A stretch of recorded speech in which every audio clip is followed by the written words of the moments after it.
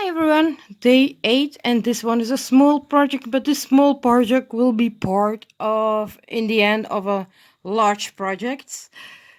I will show it, of course, when the large project arrives.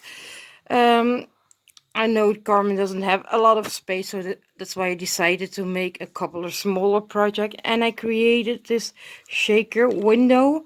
The die I used is a memory box window die, as well as the curtain dies are from memory box.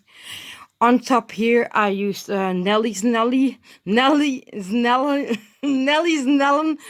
poinsettia punches, as well as the holly leaves are from Nelly's Nella.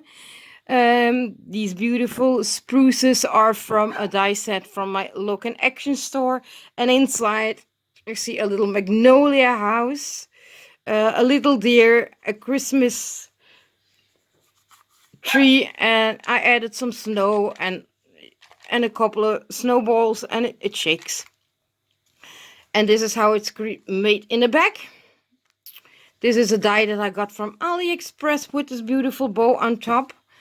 Finished the box in the back with the word Noel, which means, of course, Christmas. And that's an easy peasy smaller project. So thank you all for watching, and stay tuned for day 9.